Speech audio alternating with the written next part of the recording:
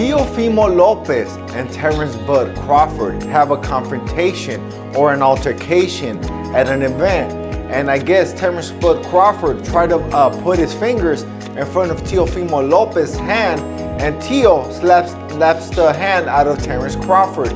Now, I thought Terence Crawford was gonna retaliate, but I guess this guy hid behind the police. So I really thought Terence Crawford was gonna do something about it, because he always acts kind of tough and says that he's all about this type of life and he's always active. If you see the Errol Spence fight, he slapped his hand on the table. He says, "Man, over there in Omaha, we get active." And also, he did go to Teofimo's, he went to go see Teofimo at the hospital when he fought, I believe, his last fight. And Teofimo is always by himself, so he doesn't have any security guards or anything like that. But he went after a fight when Teofimo was already kind of injured, or I don't know if he was really injured bad, but he went at that time. It wasn't like 100% healthy Teo. It was after a fight, so he was probably already drained and stuff like that. At one point, I thought everybody was scared of Terence Crawford, but it seems that the young cats are actually trying to fight Terence Crawford, including Ryan Garcia and Teofimo Lopez, as Ryan Garcia was already talking ish about Terence Crawford, saying that he was an overhyped bum, and he said that he does get hit a lot, and stop comparing him to Floyd Mayweather because he does get touched, and he does get rocked, and he does get touched.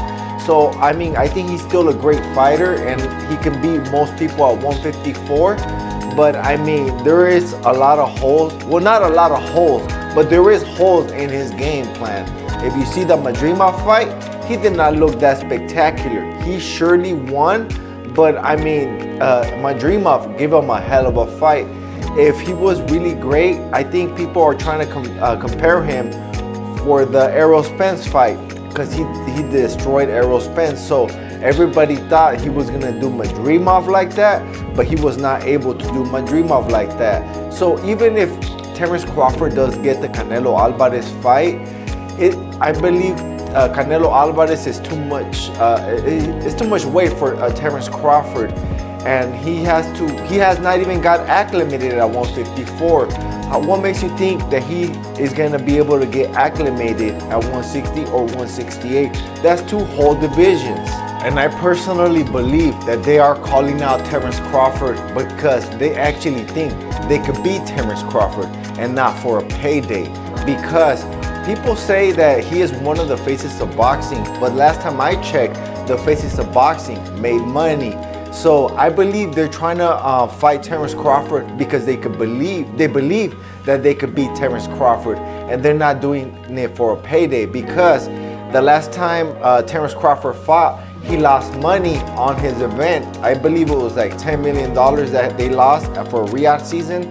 So they're not doing it for the money, because they know there's no money in there, especially if this fight is not going to be taking place in Riyadh season.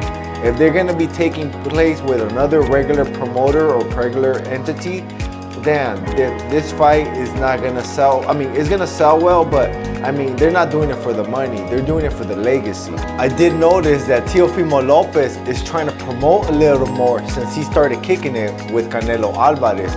Maybe Canelo Alvarez gave him some tips on how he can make fights possible, because Canelo Alvarez has already been through this game for a very long time. If Canelo Alvarez retires right now, he'll definitely go into the Hall of Fame as one of the best fighters ever. So just look at his resume. It's right there with Floyd Mayweather's. I know Canelo Alvarez has 2 losses, but I mean, his resume speaks for himself. I mean, he did lose to Floyd Mayweather, but I mean, he was very green at that point, because he did have a good record, Canelo Alvarez, but he fought in Mexico, and they fight often because they have to over there. So their record has a lot of wins, but it was really against nobody's. But that was only in the beginning. That's why he has like 60-something fights, and no other fighter has that many fights. The Eastern European fighters, they only have like 20 fights or 15 fights, and they're already fighting for world championship belts and all that stuff. But they have an extensive amateur background, and it does count a lot, but it's not exactly the same game plan. It's not the same game ballpark. It's different. The rules are different. So I mean, it doesn't mean too much. I think they should do a little less amateur boxing, and then they should go to pro a little bit more faster. And on another note, I know some people are saying that Riyadh season is not working out for boxing right now, and I do get their point too, but I think I'm looking at it in the long run, in the long haul, because I really do think that Riyadh season will take over boxing eventually. But right now, they cannot do anything about Canelo Alvarez, Tank Davis, and people like that. They are not able to get those mega showdown fights because these guys already make so much money. But once they leave and they keep putting these younger fighters in tough fights, you could expect all these younger fighters to have a loss or two by the time these guys retire. And if that does happen, it's gonna be kind of hard for somebody to become a superstar. So Riyadh season, I believe they're trying to do that, and they're gonna be making these mega showdown fights in the future, because all of these boxers that have 1 or 2 losses right now, that they think they're getting a lot of money right now, they don't have a lot of room to grow. So if they don't have a lot of room to grow, they're not gonna be that much mega superstars like Canelo Alvarez or Gervonta Tank Davis. But I believe that's what they're going for. I could be wrong, but I mean, it's a good theory, I believe. And I do personally believe that they have the money to keep losing money and not worry about it, because the whole world gets run by oil. And I pay, man, I pump my cars every 2 or 3 days. Some people have a bunch of cars and all that stuff. So the world does run by oil, and this money is not gonna end. So I mean, as long as there's oil, these guys are gonna keep increasing their money. So everybody uses oil. I think it's like the #1 paid. It was the #1 industry in the whole world. Everybody uses it. You can be rich, poor, tall, short, skinny, fat, buff, fit, ugly, handsome, pretty. You could be whoever you want. You could be an a-hole. You could be nice. You need oil. America runs on oil. These guys are gonna keep increasing their money, and it just tickles. It's nothing, the money they lose. So I think Riyadh season is here for the long haul, and I'm just glad these guys love boxing and they're giving us great events. And they are trying to put the best fights out there, whoever they're able to pay the amount that they're asking for. But Tank Davis and Canelo Alvarez obviously are not for sale.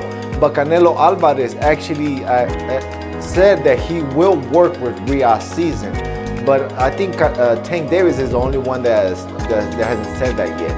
But I hope they do, because they will get all these boxing entities together, put them under one umbrella, kind of like the UFC, and the rankings will change for sure. Look how much talent each entity has, and just put the top 10 super middleweight champions from every boxing entity, and see how you will rank all these fighters, and see who's #1 all the way to #20. I think there's enough talent from all these boxing places where you can rank them like that.